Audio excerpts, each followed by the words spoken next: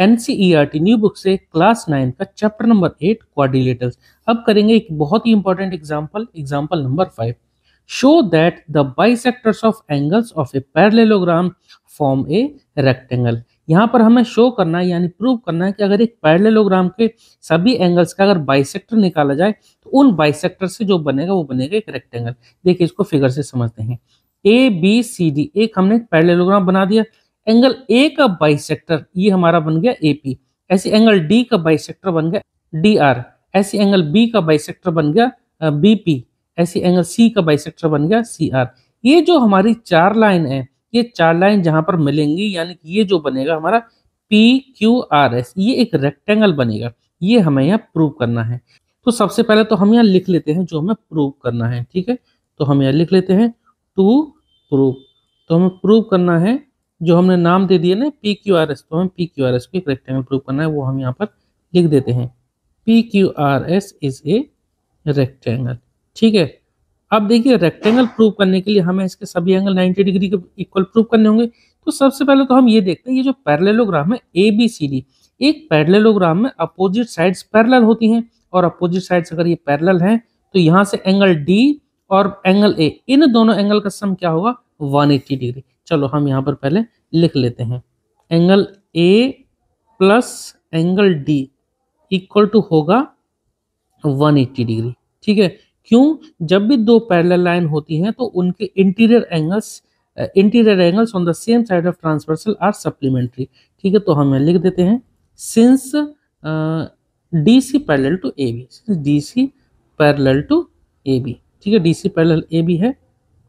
ठीक है, अगर आप चाहो तो इसके आगे आप ये भी लिख सकते हो since interior angles on the same side of transversal are supplementary. ठीक है, अब देखो angle A plus D equal to 180 degree है तो इनका हाफ भी तो होगा कुछ। देखो हाफ ऑफ एंगल ए, इधर भी हाफ और इधर भी हाफ कर देते हैं, half of angle A plus half of angle D equal to क्या होगा, इसका भी हाफ कर दिया, हाफ ऑफ एंगल कितना दे रखा 180 degree.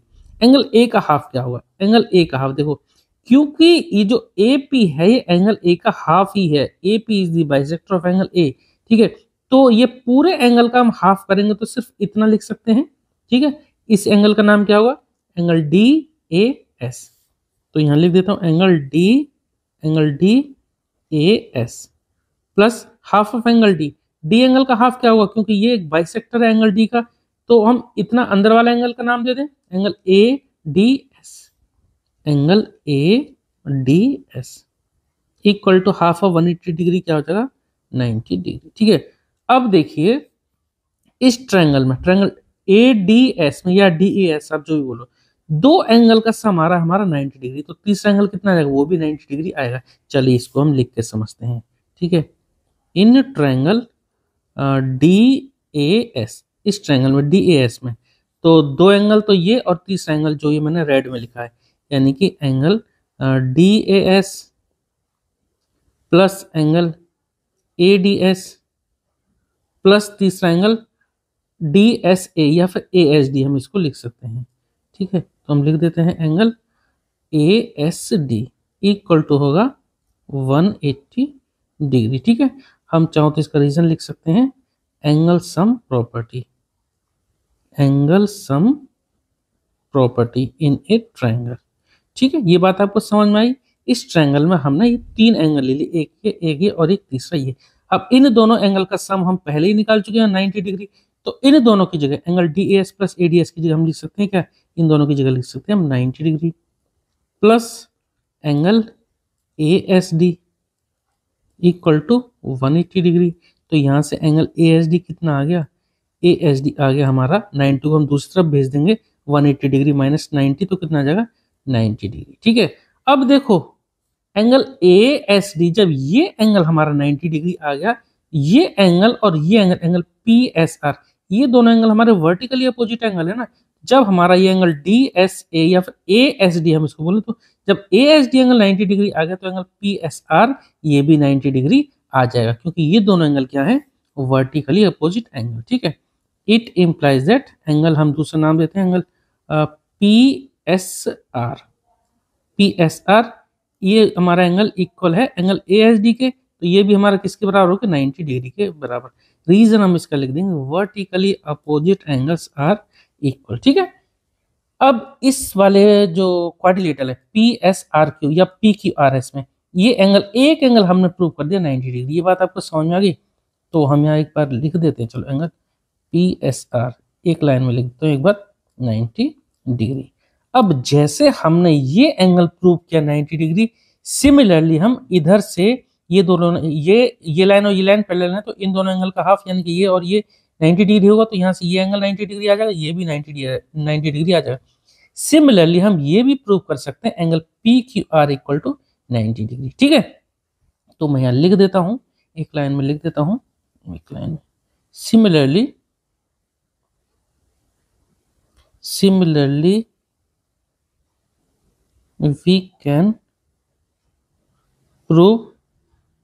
we can prove that angle PQR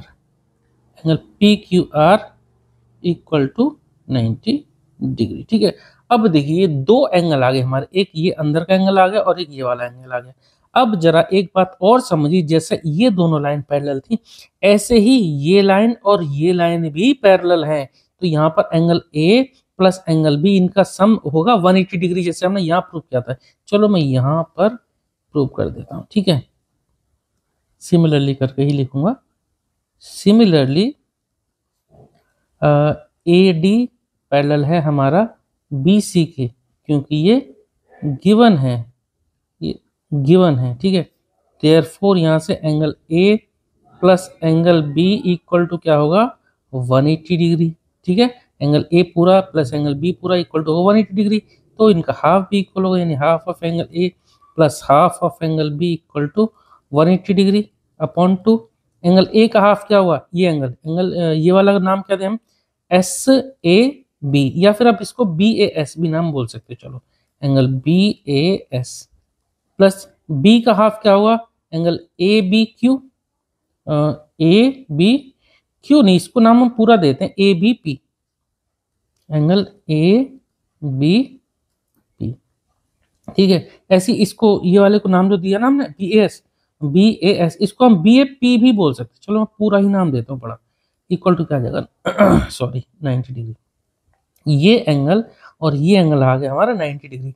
तो इस पूरे ट्रायंगल में लिख देता हूं, now in triangle A P B, triangle हमारा बन रहा है A P B, now in triangle A P B. तो एंगल क्या हुआ, इसका नाम क्या हुआ, देखो ये एंगल बी ए पी और ये एंगल ए बी पी, तो लिख देते हैं B A P plus angle A B P, A B P है sorry, A B P, A B P. ठीक है, A B P plus angle ये जो अंदर जो रेड में है A P B, angle A P B, इन तीनों का सम होगा 180 डिग्री। अब देखो इन दोनों एंगल का सम हम पहले ही 90 डिग्री प्रूव कर चुके हैं, तो 90 plus angle A P B equal to 180 degree. देखो ये जो मैं पूरा प्रूव कर रहा हूँ, चाहो तो आप इसको सिमिलरली भी कर सकते थे। ठीक है, अब क्योंकि इससे थोड़ा सा अलग था इसलिए मैंने इसको प्रूव करके आपको दिखा दिया। तो एंगल ए पी बी कितना आ गया, ए पी बी आ गया 90 को हम उधर भेज देंगे, 180 माइनस 90 कितना हो जाएगा 90 डिग्री। ठीक है, अब यहाँ देखो इस पूरे क्वाड्रिलेटरल में पी क्यू आर एस में ये 90 हम प्रूव कर चुके हैं, सिमिलरली ये भी 90 प्रूव कर चुके हैं, और ये एंगल आ गया हमारा 90 डिग्री। अब इस क्वाड्रिलेटरल में तीन एंगल 90 डिग्री आ गया, तो चौथा तो अपने आप ही हो जाएगा 90 डिग्री, लेकिन आप उसको सिमिलरली भी कर सकते हो। सिमिलरली ये बात आपको समझ में आ गई। एंगल ए पी बी कौन सा है, एंगल ए पी बी ये यही वाला है, अंदर वाला ट्रायंगल, मतलब अंदर वाला एंगल, इसको आप एस पी क्यू भी बोल सकते थे। ठीक है, आप चाहो तो इसको एक लाइन में और लिख सकते हो। चलो मैं यहाँ लिख ही देता हूँ, और angle S P Q equal to 90 degree. ठीक है, बात समझ में आ गई। अब ये जो मैं लिख रहा था सिमिलरली इसके आगे, तो ये जगह इसके नीचे लिख दे रहा हूँ। चलो सिमिलरली एंगल ये लिख देता हूँ, angle S R Q, similarly angle S R Q equal to 90 degree. हमने चारों ही एंगल हमने प्रूव कर दिए। ये देखो ये 90 आ गया हमारा एंगल एस पी क्यू, और एस आर क्यू हमने सिमिलरली प्रूव कर दिया। एंगल एस आर क्यू हमने सिमिलरली जिस तरह से हमने ये प्रूव किया, सिमिलरली हम एंगल एस आर क्यू को भी 90 डिग्री प्रूव कर सकते हैं। जब चारों एंगल हमारे एक क्वाड्रिलेटरल में 90 डिग्री इक्वल आ गए तो इसका मतलब पी क्यू आर एस क्या बन गया, एक रेक्टेंगल। ठीक है, तो हम यहाँ लिख देते हैं it implies that P Q R S is a rectangle. ठीक है, ये एक रेक्टेंगल बन गया। ठीक है, क्वेश्चन हमारा कंप्लीट हो गया। उम्मीद करता हूँ आपको समझ में आया होगा। अगर आपका कोई डाउट है तो प्लीज़ आप उसे कमेंट सेक्शन में ज़रूर पूछिए। और हाँ, एक बात और, इस चैप्टर के हमने सभी थ्योरम, सभी क्वेश्चन आंसर कंप्लीट कवर कर चुके हैं। अगर आप चाहो तो प्लेलिस्ट में देख सकते हैं। ठीक, चलिए मिलते हैं जल्दी ही एक नई वीडियो के साथ। Okay, thank you.